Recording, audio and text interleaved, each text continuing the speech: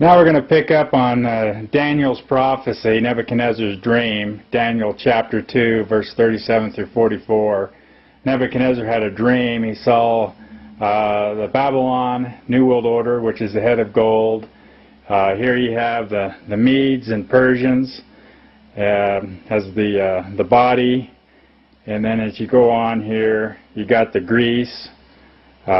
These are each one of the kingdoms of the New World Order, and Rome.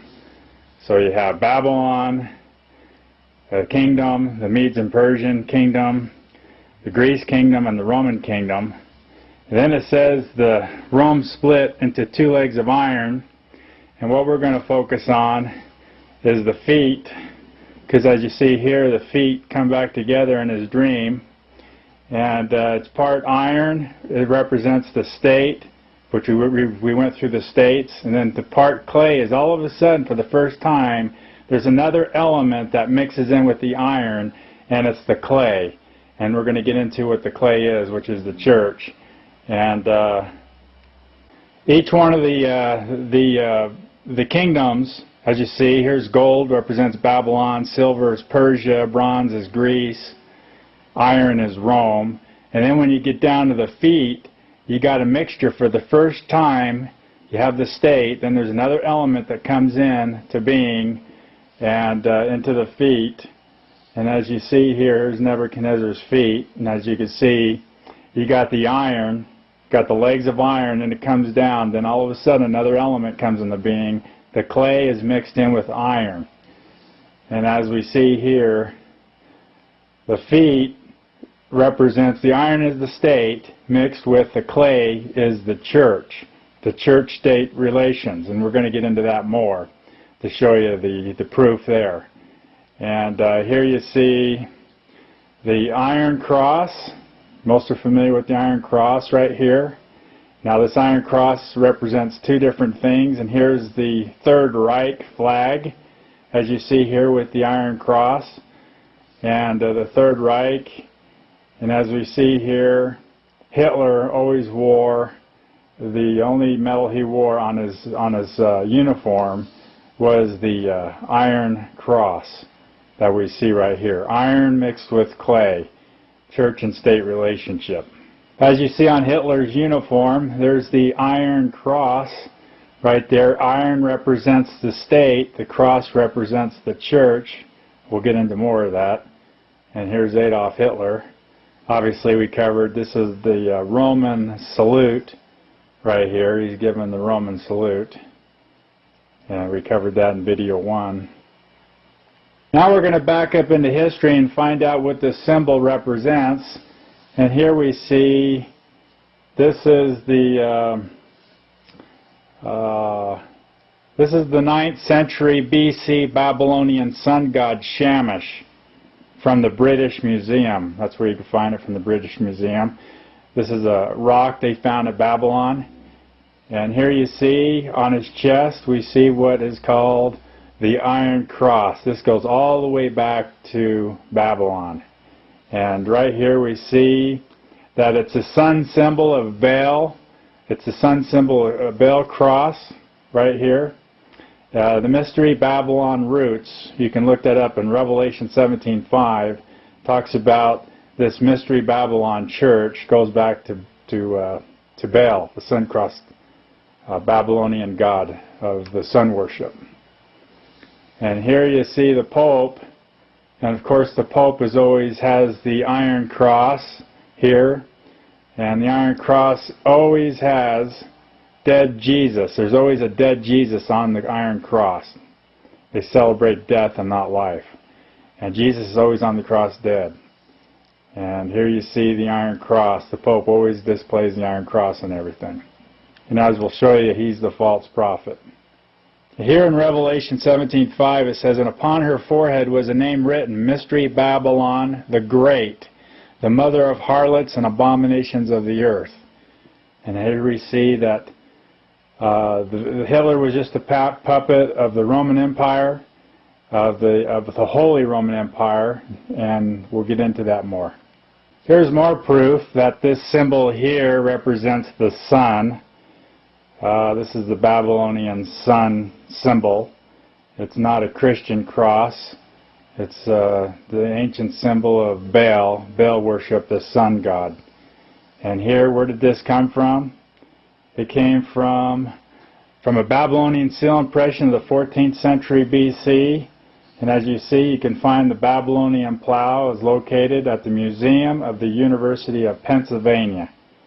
And this is where they have this here. You could see the so-called farmers plow in the field. And here in the sky, you see the sun symbol, worship of Baal. And now you see why this was found on a rock, carved right into the Babylonian sun god Shamash. Right around his neck is the same symbol of the sun god Baal. This is out of Newsweek, and here you see they said the Ankh has been transformed into a Christian cross. So obviously, this symbol right here was before Christianity, and we know it goes back from Baal to Babylon. And here you see it on the Egyptian tombs, the Christian, so-called Christian cross. And this is right out of Newsweek, and here you see it again, the Christian cross. And here it is out of the Newsweek article. Trying to spend a little bit of time on this because we got to clarify that this cross here that's on an Egyptian tomb goes back to Babylon, that it goes back to the sun symbol, that the Catholic Church is nothing but a Babylon religion, just like it says here in Revelation 17:5, and the Mystery Babylon is the great, is this harlot church. Now you understand now where this symbol comes from. It is a symbol of Baal worship, the sun god Baal. Now we're going to get into what was mixed in with iron is clay, and we'll prove to you that the clay is the church and the iron is the state. Before we could talk to you about the Third Reich, Hitler's Third Reich, we must back up to the First Reich and find out what the First Reich is all about. And the First Reich is the Holy Roman Empire. Now why do they call it holy? Because holy represents the church, and the state is the Holy Roman Empire is the state, and so we got church and state marriage, church and state marriage. Now this is Charlemagne. He's the first emperor of the Holy Roman Empire right here. And as you see here, he has the crown, which represents the state, and you have the church, it represents the cross right here, church and state marriage. And as you see here, in one hand he has the sword, represents the power of the state, and over here on his other hand is the cross that represents the church. So you have the church and state marriage. Here is the Holy Reich crown. There's the crown, the state, and the church. Marriage. And here's Charlemagne, right here, being crowned by the Pope. Right here. Here's the Pope right here. And he's crowned in Charlemagne. Now this happened at 800 AD. That's when the First Reich, which is the Holy Roman Empire, church and state, that lasted 1,000 years from 800 AD to 1800 AD. You can look that up in your encyclopedia. Very easy to find. Now this right here is the flag of the Holy Roman Empire. And we have a church and state relationship here. Now pay attention. We'll examine this closely. As you see here, you have on one side is the state, which is a sword, and here's the mace. We covered that in Roman 1 video, DVD. That represents the Roman magistrates of authority, the mace, and then you got the sword, which is the power of the state. And on the other side, you have the cross, represents the church. On this side, you have the 3 doves, represents the church. Here you have the dragon and the sword. And so one head of the bird is the state, and the other head is the church. So we have a church-state symbol here, and this is the Holy Roman Empire flag, the First Reich flag. This is the Morals and Dogma, the Freemasonry official book written by Albert Pike. And here we see the same symbol of the Holy Roman Empire. And here you see the double-headed bird, and here you have the Freemasonry symbol. And here you have the state, and then you got the church. We'll have a closer symbol there. You can see the church and state right there. There's the cross, the Iron Cross, and there's the state. And here we have the New World Order emblem that's bringing it all together. Here's the front cover of the Freemasonry book, and here it says in Latin, "Order out of chaos." Not interesting. And there's the Holy Roman Empire emblem. And here you have the church and state, as you see, whoops, back it up, right here, the church and state symbol. And the all-seeing eye is when everything accumulates and comes together under their New World Order plan. This is the 33rd degree of Freemasonry emblem, and right here is the 33rd degree emblem. And as you see here, here's the Iron Cross. You got the church, and here you got the state, the cross right here, the swords, and right up here is the 3 fingers of the Holy Trinity of the Roman Church, that when you swear an oath to the Pope, that's the symbol you use. These are the degrees of Freemasonry. On one side you have the Scottish Rite and the different degrees, and we'll take a close-up here. And as you start out in the Scottish Rite. As you move up the rankings, look what we have here. We have the Knight of the East. Anything that has knight on it in the dictionary, Webster Dictionary, says knight is a servant of the Roman Empire. Anyway, here you got Grand Pontiff. There's the Pope right there, number 19. And as you move up, you have the Knights of St. Andrew, Saint Knight of the Sun, S-U-N. And on the other side, you have the York Rite. And as you move up the rankings, here you have the Order of the Red Cross, the Order of the Knights of Malta. Now as you go up to the 33rd degree, this is the official seal of the 33rd degree. Here you see Order out of Chaos in Latin.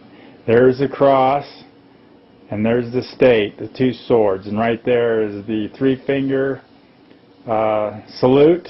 And this is the Swiss Guard that defends the Pope at the Vatican. And there you see the 3 fingers of the salute there. Now this represents swearing allegiance to the Pope. So whenever you see this, this is swearing allegiance to the Pope.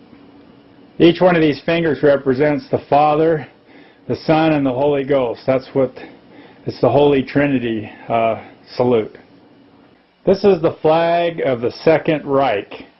This is World War I. They tried to institute after the First Reich fell apart. And here you see the Iron Cross, Church and State. And right here, this is the Third Reich. So you see there's the Iron Cross of Babylon, right here. Represents the church and state. And right here you can see the different Third Reich flags. Now you got to remember that Hitler fought for the first World War I, the Second Reich, in his younger days. He was in the military and fought in World War I to establish the Second Reich. He lost, and then he became the leader of the Third Reich. He was leader of World War II and the Third Reich, and here you see he was trying to establish that. That failed. Now we're entering into the Fourth Reich. This church-state relationship was responsible for Jesus Christ having been arrested and executed. As you go back and you read the New Testament, you'll find out that the church voted to have Christ executed, but didn't have the power of the state to execute him. And so the church leaders went to the state Pilate to have Jesus Christ crucified. So here the church-state relationship has gone all the way back to Jesus Christ's death and crucifixion. That's why you got the Catholic Church always has Jesus' death, because of the church and state relationship of Rome killing Christ, and that's how they celebrate it. And you notice he's always dead on the cross. This is the BBC, Friday the 2nd of June 2000, out of the BBC newspaper. And here it says that Clinton to receive the Holy Roman Charlemagne Prize. My goodness, wasn't that the first emperor of the Holy Roman Empire? There he is. There's Charlemagne, the first emperor of the First Reich. There he is, Charlemagne. And here's the article out of the BBC. And listen to what this article goes on to say. It says here that Clinton is loyal to Europe even after the Cold War. And the article continues, and it says, Mr. Clinton was speaking in Germany, and after receiving the prestigious Charlemagne Prize in recognition of services to the European peace and unity, it's interesting that Mr. Clinton is the first United States president to receive the prize. Then it goes on and says, the award citation says that Mr. Clinton is being honored particularly for the U.S. military efforts to preserve the rule of law in the Balkans, U.S. NATO air attacks in Bosnia in 1995 and Kosovo in 1999, ended military offenses. Now, if you start studying, you find out that they were bombing, the Catholics were bombing the Greek Orthodox in Bosnia and Kosovo, and also the Muslims. And this is how they clean the territory out for mainly the Catholics. But it's interesting here. There is Bill Clinton receiving the Charlemagne Prize, right there. The Fourth Reich, the coming Fourth Reich, European Union, and we're right in bed with them. Once a year, the Catholic Church brings out their skull and bones to pray over them. So when you're made a saint, you can pray to the saints instead of God. It's interesting that they call the Pope the Holy Father. That is totally blasphemy in the Scriptures. There's only one Holy Father, and for him to claim he's Holy Father is just blasphemy, like the Scriptures say. And as you see here, they celebrate the church and state death of Christ. Of course, we're going to get more into the skull and bones connection of the Catholic Church. This is out of Newsweek, February 29, 2008, and the headline reads, Secrets of the Inquisition. And right here you see, what we see here is dead Jesus on a cross. And look, pay attention very carefully here of the skull and crossbones connection. Look what they got on the very bottom of the cross. Look at that. There's the skull and crossbones right there. Now this drawing was corrected by the Holy Office right here, the Vatican's Inquisition exhibits. And here they corrected the drawing to eliminate graphic spouts of blood from Jesus' knees. And so if they corrected it, Why in the heavens do they got the skull and crossbones right there at the feet of Jesus? That's just fascinating. Of course, they're telling you that they celebrate death and not life. Again, this is Newsweek, The Secrets of the Inquisition. These two are on top of the Freemasonry world, most powerful men in the world. This is former Dutch Black Pope, the general of the Jesuits, Peter Hans Kovenbach. Now he stepped down of January 2008 and was replaced by the new general, Adolfo Nicholas. And interesting, Adolfo Nicholas.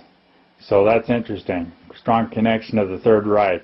He was, these two, the reason these two are put together is because that means that World War III will be huge, needing the oversight of essentially two generals coordinating the Black Pope's 10 assistants overseeing the 91 provincials throughout the world. So now they're teamed up together. These are the actual real powers of the world that they're called. Interesting, the Black Pope, they wear black, and they call the other Pope the White Pope, and he's basically the puppet of this new general here. The Black Pope meets with the Knights of Malta, and here you see the former Grand Master of the Knights of Malta meeting with the Pope, and here you see the Iron Cross. Of course, that's the official seal of the Knights of Malta, is the Iron Cross, and that's the order. And every time you see the Grand Master of the Knights of Malta, he's always pictured with the European Union leaders. Here he is right here shaking the hands of one, and here's the European Union flag. There's another president of the European Union. So he's pictured all over the place. And here is Admiral Meyer Rothschilds. He's the guardian of the Vatican's treasury right here. And you could see right there, what do you see on him?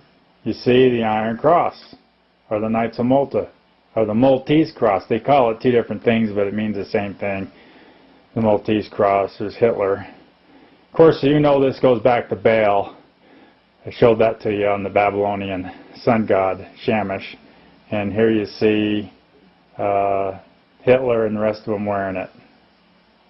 They found these at Hitler's paintings, and here you see the Disney characters of Snow White, Doc, and of course you got Pinocchio. So it's interesting that Walt Disney is picking up the paintings of Adolf Hitler, and here we go right here. This was came out on February 23rd, 2008. You can look this up on the internet. Did Adolf Hitler draw Disney characters? And look at that. I mean, it's just even in our cartoons. Yeah, sorry for being all over the map, but I got so much information, and I've been gathering for the last couple of years since Roman 1 and Roman 2 came out. But I have to show you this again.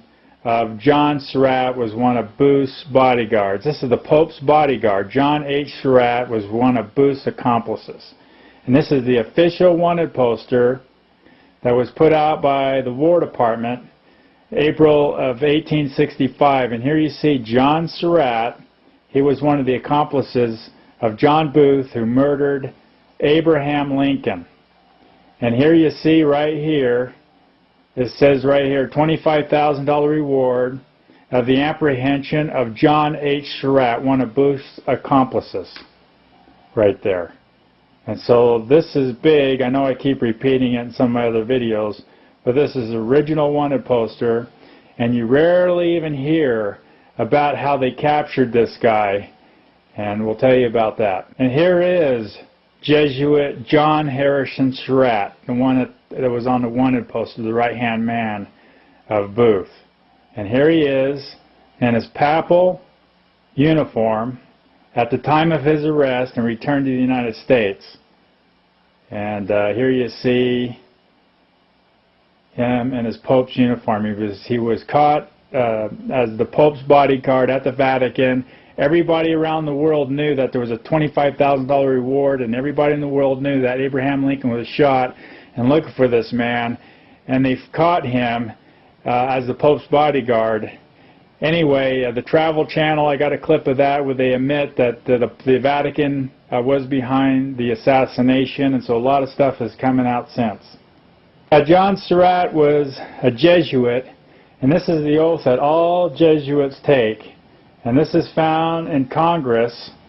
It was 1913, February 15th, they recorded the Jesuit Extreme Oath.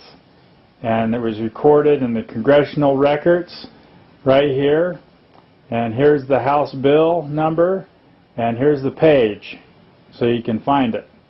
And here, as you take the oath of being a Jesuit, it says, now in the presence of Almighty God, blah, blah, blah. And it goes on, and to you, listen to this, to you, my ghostly father, the Superior General of the Society of Jesus. That's the general of the Jesuits. Founded by Ignatius Loyola. He was the first general of the Jesuits. And then he says to swear of the Catholic or Universal Church. Isn't that interesting? Catholic is an adjective in Greek that means universal church. So when you hear the word Catholic, it's the same meaning as universal. That's why they put both together throughout the earth. And then it goes on and it says the keys of binding and loosening right here. I do further declare, listen to this, and do my utmost right here, to do my utmost to expedite or kill the heretical Protestant. See, we're at war with the Protestants. There's a lot of history here. And of course, to keep secret private Oliver agents, swear to you, my ghostly father, the general of the Jesuits. And look at this. And he says, I do further promise and declare that I will have what? No opinion or will of my own. And it goes on, as a corpse or cadaver, but unhesitatingly obey each and every command that I may receive from my superior in the militia of the Pope. Interesting, militia, that's military. You don't call the general a general for no reason. A general is the head of a military, a militia. And so you got to understand that the Black Pope is the head of a military. Okay? And they will wage relentless war secretly or openly against all heretics of the Protestants or Protestants. See, they protested. That's how this word was coined back in the 1500s when Martin Luther and those have protested against the Catholic Church, and that's where that word has came from. You can look that up in the Webster Dictionary. To exterminate them from the face of the whole earth. See that? They're at war with the Protestants. I will hang, waste, boil, flay, strangle, and bury alive these heretics, rip up the stomachs and wounds of their women, and crush their infants' heads against the wall. Sounds like what Freemasonry's take in their covenants, that they will do the same thing if they reveal their secrets. Interesting how it's all. And then it says, I will secretly use the poisonous cup, strangulated cord, steel of the poignard, right here, laden, or use the laden bullet, regardless of honor, rank, dignity, or authority. Anyway, this is the extreme oath of the Jesuits. You don't hear this anywhere else. It's very secretive. Here's a Catholic skull and crossbone connection. Here you see George Bush. They're getting the Ash Wednesday, the Catholic cross painted on their forehead by the Catholics. As you see here, the right hand over the left. Here you see the right hand over the left in the coffin. They always crossed the bones if they were Knights Templar to show that they were loyal to Rome. And then here's a skull and bone connection. Here's Egypt. Here you see the right hand over the left. Of course, you see the keys, the temporal. You got the temporal powers on earth, and you got the spiritual power, the keys in heaven. So temporal and spiritual, the right key over the left. And this is the papal tyra, that he reigns over heaven, earth, and hell. And you notice all the different generals, the Jesuits always depict a skull in their hands of death. This is a painting of the Roman goddess of war in the Senate side of the U.S. Capitol. Interesting, isn't it? And right here we'll focus in. Why do they have the Roman goddess of war? I guess Daniel was correct. This is also Jesuit Father James Marquette in the U.S. Capitol, and they got a statue of him here. And here he is, the Catholic Jesuit, and look, they have dead Jesus right there on the Roman bell cross. This is the Hezbollah salute, which is basically Roman, and you see here, they're doing the Roman salute. A lot of people believe it's the Hitler salute, but you look it up in the encyclopedia, that goes back to ancient Rome. This is the Palestinian salute. See that? Doing the Roman salute. So why is everybody doing the same salute? This is coming Fourth Reich. Here's on the back of your dollar bill, it says Novus Order Seclorum. New Order. Seclorum means world, secularism, world. So New World Order. And here you have the Holy See, represents the Pope. The Pope's territory is called the Holy See. And the pyramid is always built by Satanism, never by God. And here you see, what do you see right here? The all-seeing eye? This is the Catholic Church in Poland. Isn't that interesting? Look at that. There's the all-seeing eye. And right here you can see the Catholic Church here. Can't pronounce that name, in Poland. And here it is, right on the old dollar bill. And as you see here, this is inside the church. What do you see behind the Catholic priest? The all-seeing eye inside the pyramid. So you can see how they're all interconnected. Here's more proof that this symbol is not Christian. It goes back to Baal worship. This one right here, it was an artifact unearthed in the Holy of Holies of the pagan temple in Canaanite city of Hazor.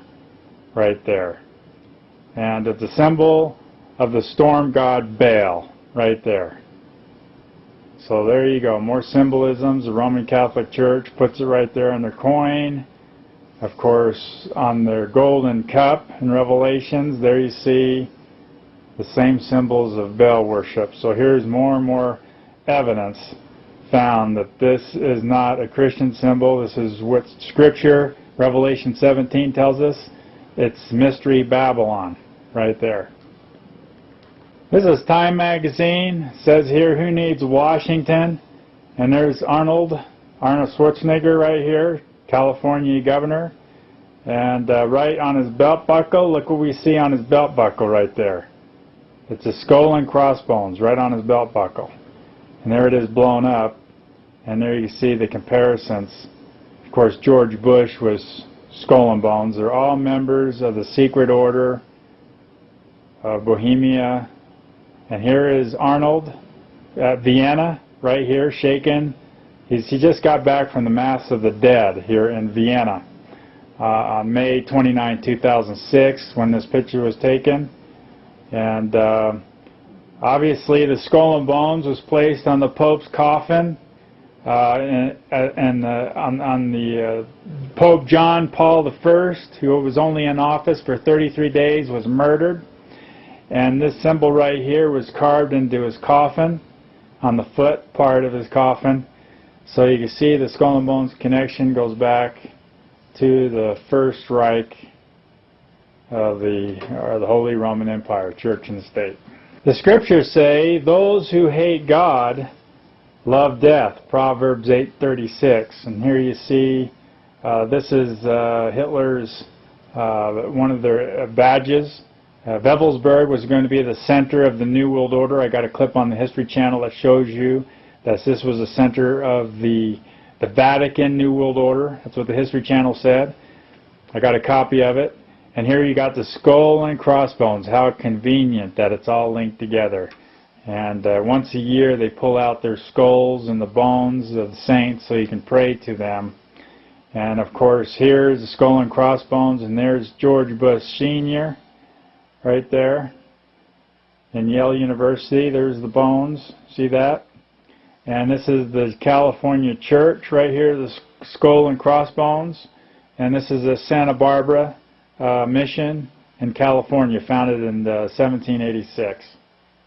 Remember Bill Clinton got the Charlemagne Prize for the Holy Roman Empire, and you cannot take the Catholic sacrament unless you are Roman Catholic. So here's more proof that Bill Clinton is Roman Catholic. Here you got Catholic John Kerry, even though they don't say they're Catholic. Look, they're taking the Eucharist, and you cannot take the Eucharist unless you're Roman Catholic. Only Catholics can take the sacrament. And there's the Bushes again. There's Jeb Bush, the brother of President Bush. As you see, he's Catholic. He's kneeling in front of the Pope. There's Senior Bush with the Pope. Ronald Reagan with the Pope. Here you got JFK and Nixon with the Pope, and there is also Bush meeting with the Pope, receiving the Virgin Mary. Idol worship. 10 Commandments tell us not to worship idols or make engraven images. Of course, JFK wasn't a very good Catholic because he didn't follow orders, and so he was assassinated. And here you see Colin Powell. They're always pictured with the Romans. There's Dick Cheney, and look at the papal pontiff. Oh, good son, good son. Of course, Al Gore and Bush mourn with the Roman Catholics. And here's a rare picture of the black pope with the white pope, the military general with the puppet pope. Now we're going to get into something that very few people are aware of. We're going to cover the red mass, the white mass, and the blue mass. This is what the Catholic Church has, these different masses to celebrate their the fascist system. And here you got the red mass. We'll pull here. You got the red, white, and blue. Here you got the red, white, and blue, and it's fenced in by the gold fringe flag. That's why you go to court systems and everything, because basically it's a Roman Catholic 14th Amendment America. And the Supreme Court has ruled that there's two different citizenships in the United States. There's a 14th Amendment citizen, and then you got the original citizens. That's a whole different lecture. But here you got the red mass. They own the courts and the lawyers. You got the white mass. They own the what? The physicians, the agents of death. And the blue mass owns basically the police and the law enforcement. And we'll get into each one of these masses and prove to you. Now this one here is out of the Catholic Sun, November 1st, 2006. And listen to the headline. It says here, the Physicians Guild hosts annual white mass and installs new officers. See that? New officers. The Mass installs new officers. Now listen to this. The annual White Mass is organized by Catholic physicians. See, the guild is for those who work in the medical and healthcare fields. And it goes on. The profession calls them to be the guardians and servants of human life. Now this is what the Pope says here. This is right in the same article. This is what the Pope says. And the Pope goes on to say, becomes manipulators of life and even agents of death, the Pope said. And again, you could find that at the Catholic Sun, the official Catholic newspaper, November 1st, 2007. Now we're to cover the Red Mass for the Supreme Court for St. Matthew's the Apostles, Washington, D.C. This is a caption right off C-SPAN. So now we're going to show you what the Red Mass is all about. For law, lawyers, Supreme Court. This is a picture of the Red Mass in 2006 Red Mass. And here you see they're taking a picture of what? Let's focus in and find out who this person is.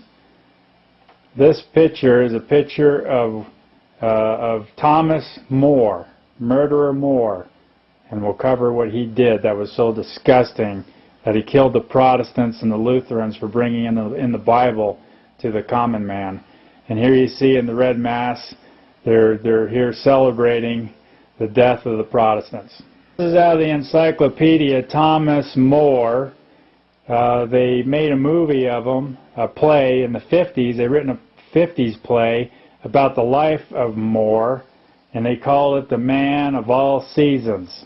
Of course, More was knighted, and whenever you're knighted, you're a military servant of ancient Rome. That's a definition of the Webster Dictionary. And it goes on about Thomas More. More coined the word utopia. So you say utopia, you wonder where it came from. Well, it came out of his book that was written in 1516. He wrote his most famous and controversial work. In utopia, private property does not exist. Did you get that? It doesn't exist. It's a totalitarian, I can't get that out of my mouth, society. The likeness between Karl Marx and the later vision of the ideal communism, More's utopia in regards to individual property can be drawn. So you could say that Cuba is a perfect illustration of church and state. There's no freedom. But basically, besides him writing that book, basically is communism, or a fascist state, he burned, when he was Lord Chancellor for 3 years, under the King Henry VIII in Great Britain, he burned 6 Lutherans, were burned at the stake, and he imprisoned as many as 40 others. His concern was to wipe out all collaborators of William Tinsdale, the exiled Lutheran, who in 1525 had published a Protestant translation of the Bible in English. So he killed those who tried to get the Bible into the common man's language and smuggle it into Great Britain. He killed those people. And now, for his great work, look with the Catholic Church here, Thomas Murderer More was canonized in the Catholic Church. That declared the patron saints of politicians and statements by the Pope. So now you can pray. You can pray to this devil. This is St. Thomas More Catholic Chapel and Center at Yale University, where George Bush became Skull and Bones at Yale University.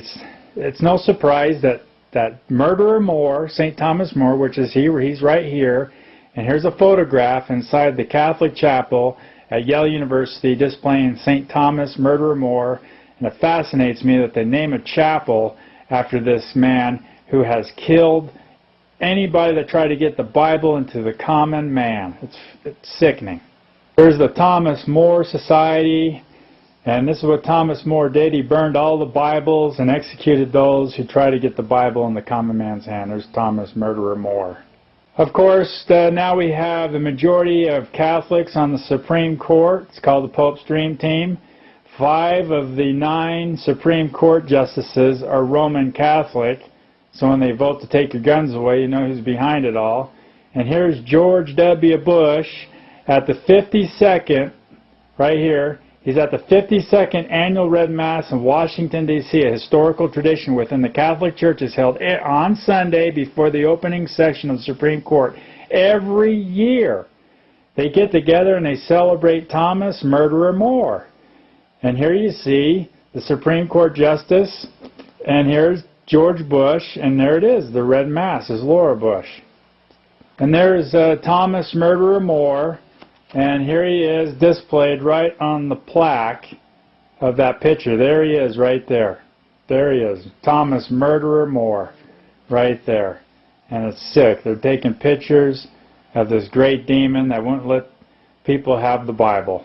Pictures from the Red Mass. The new President Monson of the LDS Church was comparing Gordon B. Hinckley, the late prophet of the LDS Church, to Thomas Murderer More at the funeral of Hinckley. I got this recorded and I was just fell off my chair, because when you know history and he's comparing people with this murderer, why is the LDS President Monson comparing Gordon B. Hinckley to Thomas Murderer More, unless he is part of them? This is a funeral of Saturday, February 2nd, 2008. And this is what President Monson says. Most of you will remember. Well, most people don't remember. So why is he saying most of you remember?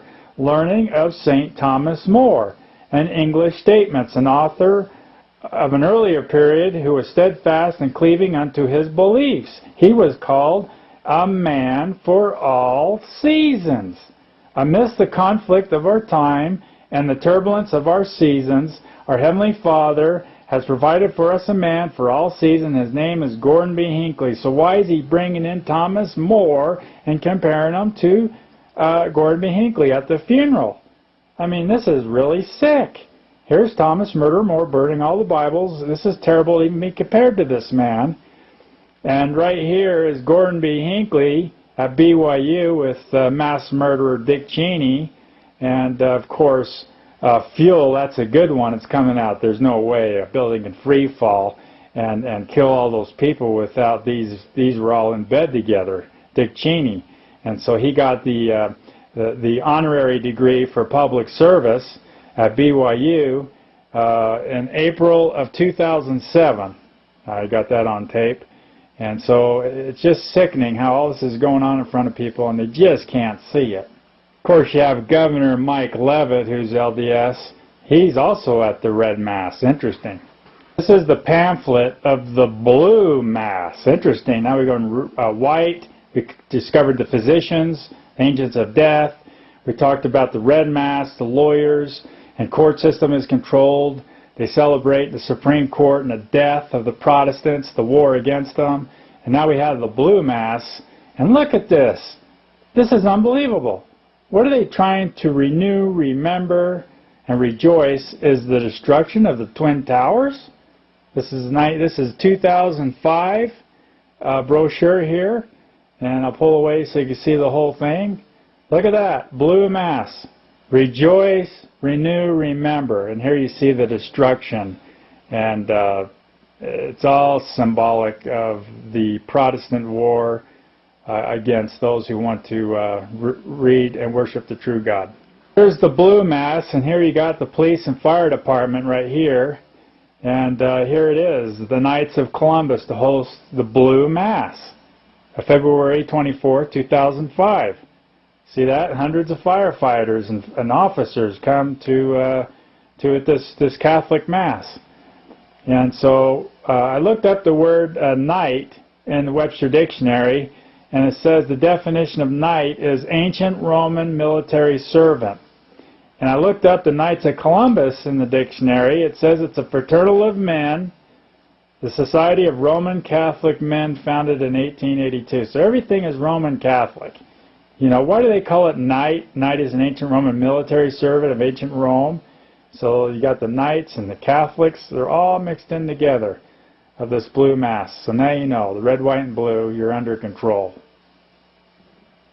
This is Knights of Columbus, and here's their fasciae, the bundle of reeds with the axe projected. And this is what Mussolini compared his followers to the rods of the fasciae. He said, quote, each rod by itself may be weak, but when many rods are bound together, they are strong. So there he is. He's got the fascia, the New World Order coming together, where all the nations are bound together under this fascist dictatorship that's coming. And here you got the Knights of Columbus here in the Lodge of New York. And look what you got. One of the patches right there sewn right on them is the skull and crossbones. It's all linked together, people. Here's George Bush over here with the Grand Knight Carl A. Anderson. And here you got the Blue Mass right here with the police and firemen. The Knights of Columbus. Carl, his name is Catholic Cardinal McCarrick at the Blue Mass. And of course you have George, and they're all members of the Skull and Bones, taking the sacrament and everything under the Catholic Church. I mean, we need to wake up. You see how it's all interlinked? This is this is where the Black Pope resides at the Church of St. Ignatius in Rome, Ignatius Loyola in Rome. And here's the painting on the ceiling. And you notice that here's Jesus still bearing his cross, but the light is not emanating from him. The light is emanating off of Loyola, the first general of the Jesuits. See the rays coming off him? And here's Jesus bearing his cross, but no light coming off him. And they're just out in the open with who's in power here.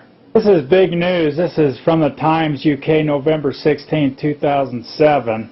And here, listen to this. The Vatican joins historical talks to end a 950-year rift with the Orthodox Church. They're going to sign a joint document that acknowledges the primacy of the Pope. See that? We got the false prophets, which is rising. It says a reunified church in which the Pope could be the most senior patriarch among the various Orthodox churches. The restoration of the unified church. The article goes on, it says if the proposal moves forward, the Pope would be acknowledged as the universal primate. See? Universal. Catholic and universal are one and the same. Isn't that interesting? Of course, infallibility. And then it goes on and it says, after Rome and Constantinople, Moscow is agreed to be the third of the hierarchy of equals.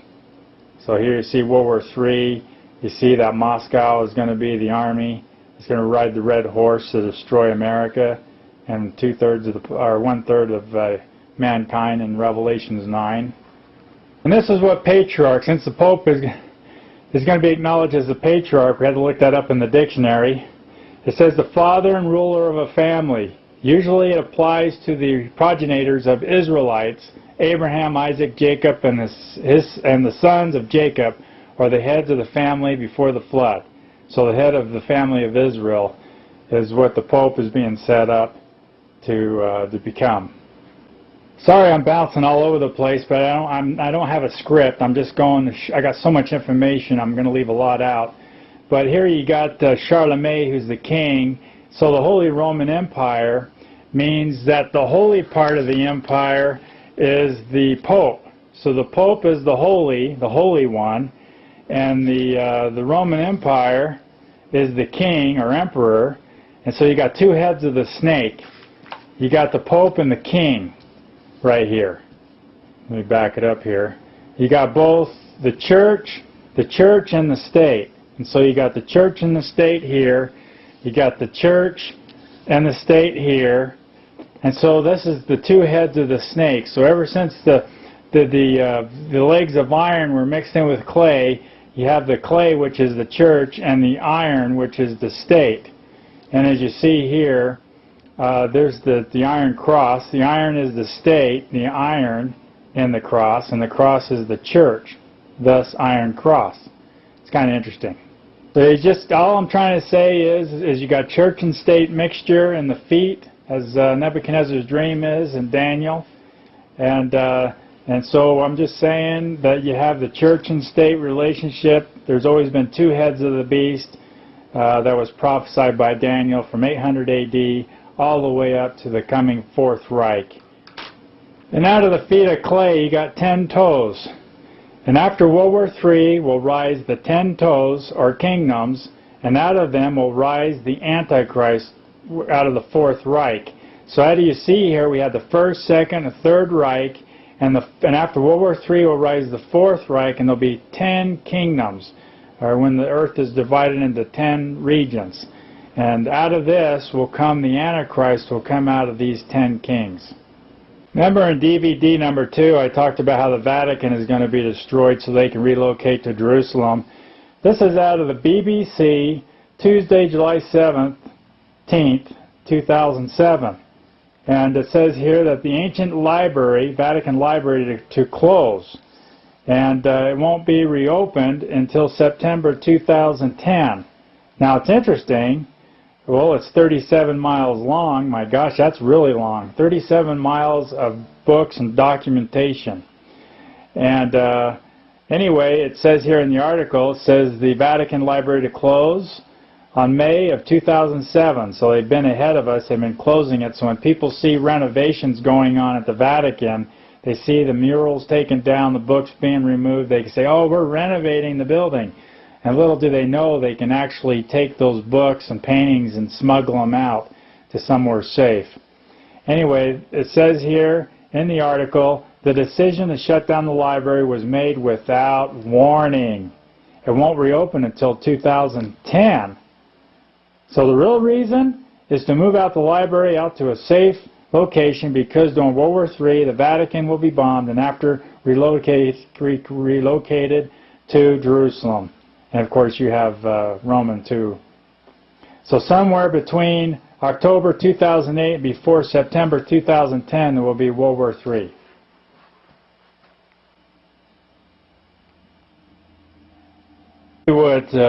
So coming out of the 10 toes here, or 10 kings after World War III, and of course we know that all of the clay is the church have all been the popes, or the Catholic popes, and out of the Holy Roman Empires, the first, second, third Holy Roman Empires always came out of Germany. So we could see that this European Union, whoever's going to become the president of the European Union, is a good possibility he may be the Antichrist. So you got the false prophet, which is the Pope, and you got the Antichrist, which is whoever is the leader of the European Union coming out of the Holy Roman Empire, as you see here. Because the emperor is going to be subject and loyal to the false prophet, which is the Pope. And Tony Blair is being compared to George Washington. This is the February 9, 2008 out of Europe. And as you see here, he is a candidate to be the new first president of the European Union. And he may be the Antichrist. We'll just have to wait and see. I'm going to back up a little bit to Nebuchadnezzar's dream recorded in Daniel. It says here the lion is basically Great Britain. The bear is Russia. The eagle is the United States. And then it talks about the leopard. And the leopard is the Vatican New World Order, because the four heads of the leopard represents the First Reich, the Second Reich, Hitler's famous Third Reich, and now the Fourth Reich, which is now rising. It says the prophecy tells us that dominion was given unto the leopard. And so basically, here you can see the prophecies that it's all coming down to the Fourth Reich, the four heads of the leopard. I want to talk about some huge prophecy nobody's talking about, but Zechariah's prophecy about heaving Jerusalem away. And the Lord says in Zechariah that when you heave Jerusalem away, the Lord will cut the nations into pieces. And here you see April 21st, 2008, Jimmy Carter held a meeting at the Council of Foreign Relations in Jerusalem, Israel Council for Relations, and they're working on establishing a Palestinian state. See right here? You go on to the article, it says Israel, which evacuated Gaza in 2005, has accepted the idea of a Palestinian state, and that's going to heave Jerusalem away. It says Hamas, remember they were doing the Roman salute, said they would accept a Palestinian state on the 1967 borders. And it goes on, Hamas would not oppose a Palestinian state in the West Banks of Gaza. This is the proposal here, is to heave Jerusalem away and create a Palestinian state. And of course Zechariah says as soon as they heave Jerusalem away, the Temple Mount, the Western Wall, everything's going to give it to the Arabs. And as soon as that happens, this is what the Lord says. This is out of WorldNet Daily, October 18, 2007. Zechariah warning to Bush and Condi, Hal Lindsey says. And they started out with the Annapolis meeting in November here in America. And it says here, for the first time, a division of Jerusalem is on the table. Since 1967, Israel had steadfastly claimed to a united Jerusalem as an eternal capital, never to be divided again. And the article continues. Down here, he goes on into Zechariah's prophecy. Hal Lindsey says, I fear for my beloved country. They may be ignorant of prophecy God made 2,500 years ago through the Hebrew prophet Zechariah. It applies to this precise time and situation. the article goes on in history. God says, quote, "Behold, I will make Jerusalem a cup of drunkenness to all surrounding peoples." And it says the people surrounding Jerusalem are all the current Muslim nations. Now listen to this. These are the exact conditions there Zechariah predicted would be part of the last stage of this age. He goes on to say, he continues, "And it shall happen in that day that I will make Jerusalem a very heavy stone for all peoples," meaning the entire world. Now listen to this. This is the punchline. "All who would seek to heave it away will surely be cut into pieces." As soon as you heave Jerusalem away, it shall surely be cut into pieces. And this is the World War III we're looking at. 1/3 of the population will die. That's 2 billion people. That's in Revelations 9:15 through 21. Talks about 1/3 of the population will die. And it's going to happen at the end of this year. We're going to get into George Bush's talk. This is George Bush's, he delivers in the State of the Union address. Okay? This is January 28, 2008. Now he's delivering this address to the world. And now listen to what he says in his address. He says a peace agreement that defines a Palestinian state, listen to this, by the end of this year. He's telling her we're going to have an agreement that's going to that defines a Palestinian state is going to happen at the end of this year. He's talking about the end of this year, 2008. And of course, this is not peace. This is Zechariah's warning to Bush, and this is going to be all who would seek to heave away Jerusalem away will surely be cut into pieces. So we're having World War III coming, and this is serious, and people are sleeping. Of course, Al Lindsay says, "I warned them both to stop it before it's too late," talking about World War III. This is in July of 2007. This was all over the news. It says, the Pope says, "If you're not Catholic, then you're not in the true church." So it seems like we're going back into medieval days where the Catholic Church would kill you and inquisition you and torture you for not acknowledging the true church. So here the Roman Pontiff, he says here that the Protestants cannot be called churches. See that? And it goes on, the Orthodox Church suffers from a wound because it did not recognize the primacy of the Pope, adding the wound was still more profound among the Protestant denominations. And the Pope goes on, "Accept the Pope as your leader, then the church you are in is illegitimate. If you don't accept if you don't accept the Pope as your leader, then the church you are in is illegitimate." So here it is. Daniel talked about how there was a wound that was suffered in Revelations, and now the wound is being healed, and the Pontiff is just coming out and saying, "Look, here's the wound, and as soon as you accept me to be your Pope, to accept the primacy of the Pope, then the wound will be healed." And so this is what it's all about, a church and state relationship of marriage between only two. Back to Thomas Murderer More. There's a book about South America converting the Indians. The conquistadors of Spain arrived in the new region. They lined up the inhabitants and read them a proclamation. They told them about the institution of the papacy and the Pope's donation.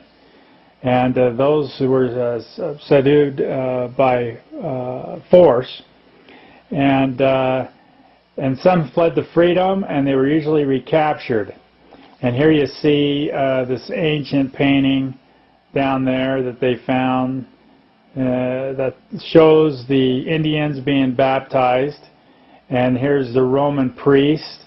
That's why everybody speaks Spanish down there in Latin America, is because they were all forced to, and to heed the Pope as their vicar of Christ. Anyway, here they're baptized, and when they wasn't baptized, see, they were burned at the stake. So here you see the Indians being burned at the stake. Anyway, the article goes on to say that some of the missions were modeled on the utopia of Thomas Murderer More. Isn't that fascinating? The converting of the Indians. You don't hear this in your history books, do you? A friend of mine got this in the mail. This is St. Joseph Indian School. This is a Catholic school. And it's interesting here, you got the church and state. See, you got the iron cross here. Instead of having the swords as the king, you have the arrows. So you got the church and state right there in the emblem. And inside this, they have these little things. Treat the earth well, blah, blah, blah. It says we do not inherit the earth, blah, blah, blah. So they're into the New Age earth worship stuff. So the Catholic Church, runs this Indian school, and it's all about, this is February 7th, 2008, and, this is all about earth worship, New Age. The newspaper out of the UK, 10/3 of 2008, and this is what the Vatican said. It says here, recycle or go to hell, warns the Vatican. And it says here, failing to recycle plastic bags could find you spending eternity in hell. Isn't this fascinating? The Vatican says. So here you got the New Age earth worship stuff that if you don't recycle and treat the earth, then you're going to hell. So this is one of their new sins that they came out with. This is the mercury dime made in the U.S., made between 1916 and 45, called the mercury dime. The composition is 90% silver and 10% copper, which now that's money. It's not phony garbage you have today. But here, look at this. I looked up the word mercury in the dictionary. It says it's a Roman god. Listen to that. A Roman god of commerce. Focus in on here a little bit. A Roman god of commerce. It's also cunning and a theft who serves as a messenger to the other gods. It's the 8th planet, one nearest to the sun, S-U-N. So here is the Mercury god. It's a messenger between Rome and God. And here we're going to look up this word fasci in the dictionary. Here it is, fasci. And a bundle of rods, and among them an axe with the projecting blade borne before ancient magistrates, Roman magistrates, as a badge of authority. So now we know that that's a badge of authority of ancient Rome. Here is Mercury, the mediator between the sun, the messenger between the sun and Rome. And so I looked up the word dime in the dictionary, and this is what it says. It's a tithe. And basically, the dime is the tithing to Rome. Interesting. The Mercury is the mediator messenger between Rome and the sun god Baal. Baal worship the sun. So now you understand what the Mercury dime is. And here's a close-up of the Mercury dime. This is the 7 wonders of ancient world. And the first 2 is the Great Pyramid of Giza and the Hanging Gardens of Babylon. This is the Hanging Gardens of Babylon here, and here it mirrors the LDS Conference Center. And here you can see that both have the terraces with trees on it, and so it's kind of interesting that the Gardens of Babylon mirrors the LDS Conference Center. And it says here the Hanging Gardens of Babylon were built about 2,500 years ago, built by Nebuchadnezzar to make his wife happy, blah, blah, blah. It was covered with flowers, trees, lawns, plants, fountains, pools, and miniature waterfalls. Had a series of terraces on top of one, on top of the other. So isn't that interesting that the LDS Conference Center, as you see right here, is a mirror image of the Gardens of Babylon. Here's another photograph of the LDS Conference Center that mirrors the Gardens of Babylon. There's a series of terraces. Now remember about the pyramids of Giza? Now there's a top shot of it. You can see it right there. There's another picture right there of the pyramids of Giza. I was standing right here when I took this picture, looking this direction towards the pyramid, and this is what I saw. And it looks just, here I am taking a picture, and it looks just like the Pyramid of Giza. See the pyramids in the background with the brush and everything? Looks just like that time warp. And here's another one right here. You could see the pyramids of Giza on top. Pretty fascinating, isn't it? You got to ask yourself, why would they put the pyramids of Giza on top of the gardens of Babylon? And when the Lord is, in fact, the original gardens of Babylon was destroyed by an earthquake, and it makes you wonder if this is not destined to be destroyed also by an earthquake. This is some of the pictures I took straight down from this building is Main Street. On Main Street I took these pictures of more pyramids, and as you see right there, it looks like some evil woman on the side of that pyramid on Main Street. And then here's a closer picture of that pyramid, as you see right there. Now that doesn't look very Christian-like, does it? Here's a side picture, a reflection in the window of that pyramid on Main Street in Salt Lake City. And here you see that they cover the pyramids during the day, and then at night they take them off so they would illuminate. So you can see these illuminating at night. This is Deseret Morning News, February 5th, 2008. And this is the 16th president of the LDS Church, President Monson, the new LDS president. This is what he said. This is his second counselor, President Uchtdorf, said. He said this, quote, talking about the church, he said, the faith is more than global. Talking about the LDS Mormon faith. It is a universal church, he called it. And he says that has the power to combine and unite and bring all nations and ethnic groups together. So I looked up the word universal in the Catholic Encyclopedia, and this is what it says. The word Catholic is known throughout the whole, i.e. universal. So that's where the word Catholic comes from, is universal. And this is the Catholic Free Encyclopedia. It says Catholic is an adjective derived from the Greek adjective meaning general, universal church. And remember, the Jesuit Extreme Oath says that the Pope is Christ's vice regent and is the only and true head of the Catholic or universal church. So that's kind of interesting that he called it a universal church. That's the definition of what Catholic means. Of course, Uchtdorf, LDS Second Counselor, wasn't the first one to say that we are drawing near and near to the universal church. This is Deseret News, May 1974. This is Spencer W. Kimball. And listen to what he says. He says, we are happy with the growth of members, effectively activity in stakes and missions overseas. Listen to what he says. I'll focus in. It is a world church. Listen. We believe we are getting nearer and nearer to the what? To the universal church. Why would he say something like that? He says it is a world church, and then he says we are getting nearer and nearer to the universal church. And if you look up the word Roman Catholic Church, then Uchtdorf comes in 2008 and says, oh, we are a universal church. So it's interesting how they come right out and they tell us that they're all in bed together, and few people question. This is a coin that was minted by the Vatican in 1455 through 58, and on the coin you could see here it's translated in Latin, and on here it says, translated into English, all kings shall serve him, meaning the Pope, because you got the image of the Pope on the front of the coin, and on the back of the coin is in Latin.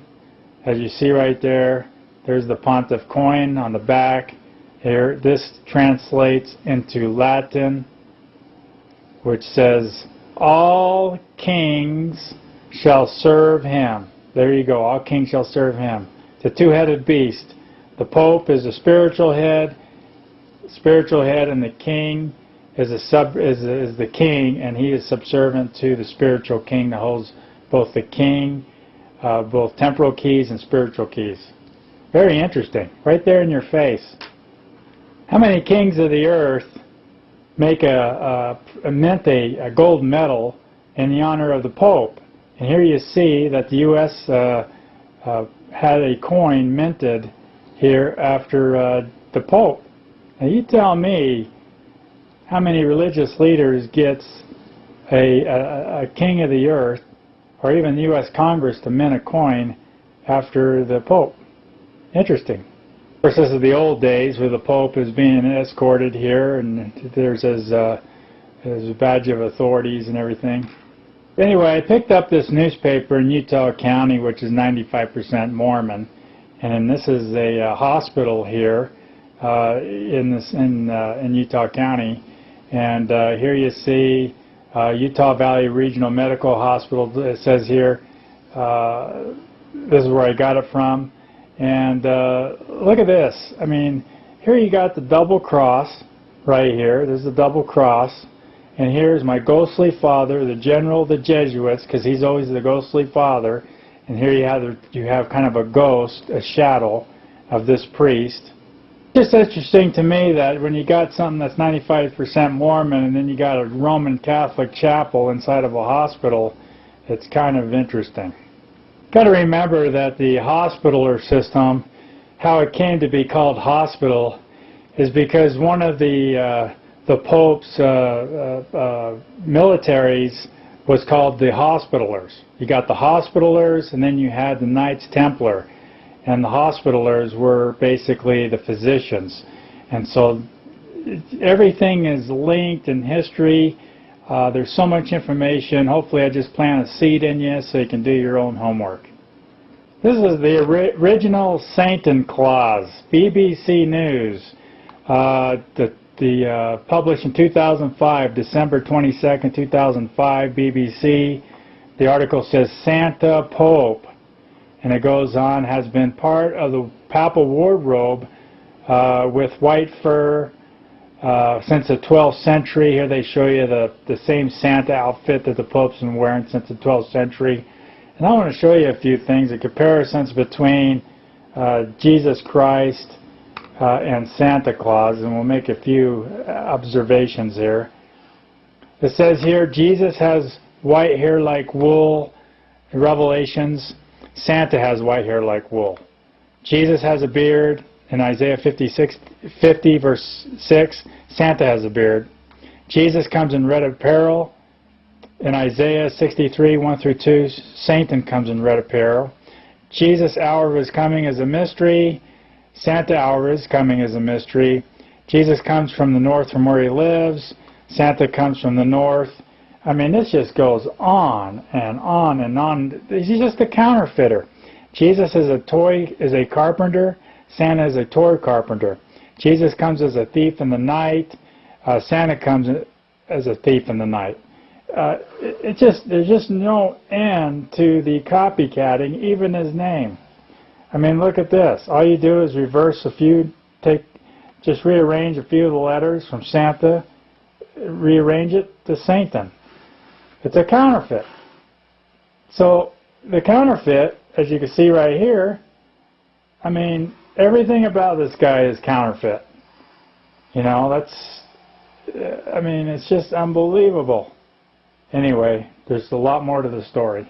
This is very interesting. Look at the inverted stars here, the gold of Mendes. Remember, Jesus said in Matthew 25:33, the goat's on my left hand and the sheep on my right. And here's the gold of Mendes right here. And look at, this is the official seal of the GOP of the Republican Party. And this was before 2000, and look after 2000. Look, they inverted the stars. Isn't that fascinating? Look at that. Doesn't anybody pay attention? Why did they invert the stars after 2000? And that's the way the logo looked before 2000. Now this is Hillary Clinton as she's running for president. And look at the stars on the flag. Look at that. Whoops. They're inverted. Look at that. They're inverted there. In another picture, there's Bill Clinton and his daughter, and there's Hillary. And look at that. Look, the stars are inverted. So we got the goat of Mendes. And that's what Jesus says. We'll have the goats on my left hand and the sheep on my right in Matthew. This is the tarot, the official tarot cards. And look at this. These are 1971. This is the original and only authorized edition of the tarot cards that the witches use. And look where they're printed. Printed in Switzerland, the Papal State. Remember the Swiss Guard is the Pope's army. They protect the Pope. The Switzerland, that's where the Vatican Bank is located. With Rockefeller and Rothschilds and all that are guardians of the Vatican Bank. And here it's copyrighted 1971, right there. Now I'm going to show you some very interesting things right here. We already know what the Lord says about magic. Magic is of the devil, and you can find that in Deuteronomy 18, 9 verse 12, 9 through 12, and Mormon chapter 1, 16 through 19. And here's on the front cover is the magician. And here it says in Revelation 17:4 about the golden cup that the harlot uses. And of course you got the magic wand. And look at this. This is one of the cards.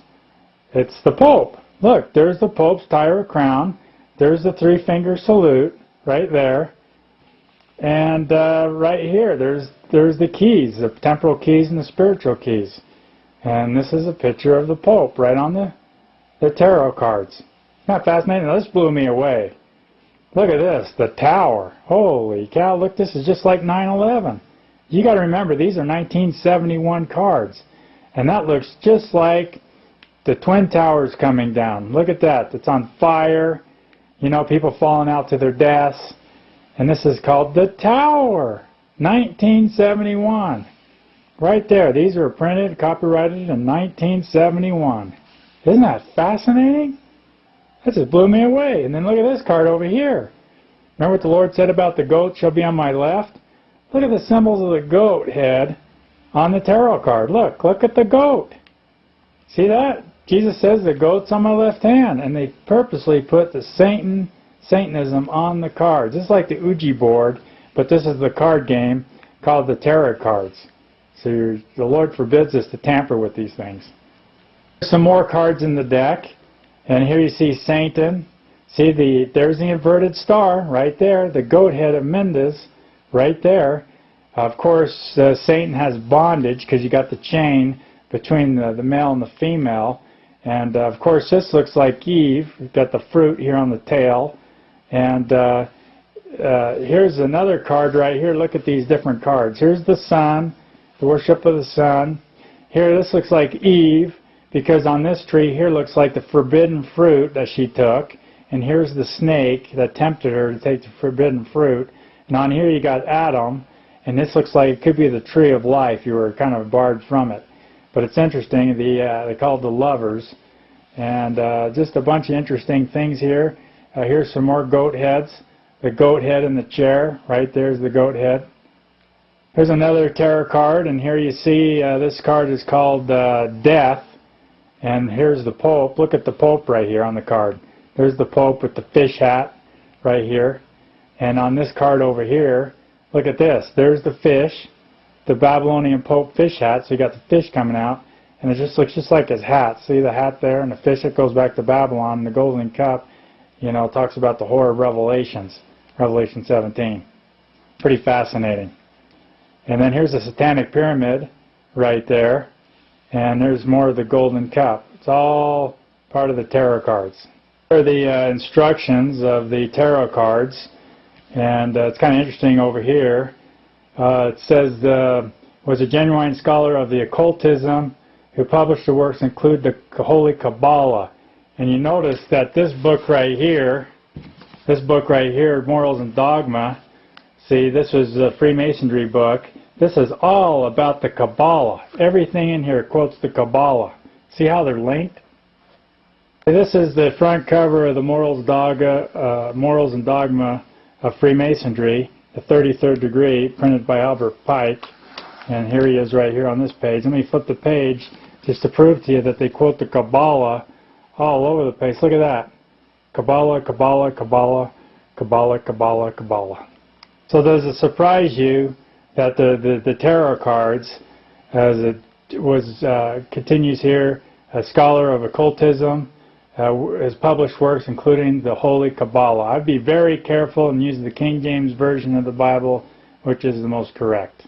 More symbolisms on the tarot card. You got a guy's head here. Could be a saint beheaded, who knows. Could be a Jesuit underneath the cloth. Look at the snake. And right here, look. Just like there's a skull right there in the golden cup. There's another reptilian. You know, jewels, things of this world, jewels and pearls and gold and diamonds and everything. That's just perfect. That just amazes me what's on these cards. Of course, the worship of the sun and moon, the sun symbol, and there's, you know, could that be whose sun, who they worshiping? Of course, there's the military knight. Remember, those who could be crowned a knight, that they think it's really cool. Well, that equals a Roman military servant, and here he has the golden cup of Horror of Revelations. Interesting on this card here, could that be Eve and the fruit? She's kind of like wearing some fruit or something on her clothing. Could that be the fruit of the Garden of Eden that she gave to Adam? Here's another tarot card, and this is kind of interesting on this card here. In Deuteronomy, it says they sinned against the Lord and made you a molten calf. And on this card here, look at that. Look at that. Whoops, back it up. Look, that's just like molten calves right on there. Isn't that fascinating?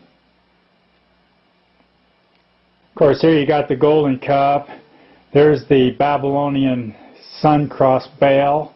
And it's all on here. It's all religious war. This was in the card case. Here's some other links with it. You have, of course, Aquarian, Crowley. Those are those about Crowley Universal, Knight, Karma, Herbal, Medicine Woman. It goes on Native American, Old Path, Renaissance, Universal, Witches, Astrology. It goes on here. You got the Church of Light. It goes on the Mayan, the Tree of Life, the Chinese Dragon, the Philosopher's Stones, Harry Potter, Philosopher's Stone, it's kind of interesting, fortune telling. So all these different things is just a trick of Satan, because he's the great counterfeiter, to get us sucked into his sorceries.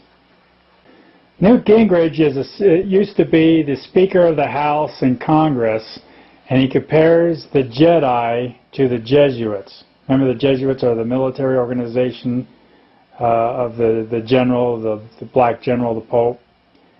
Anyway, the Jesuits, this is what he says. The Jedi to the Jesuits, calling them the Jesuits of the Star Wars world. And anyway, I'm going to show you that clip, so pay attention to what he says. Hi, my name is Dave Cleveland. I hope you enjoyed this.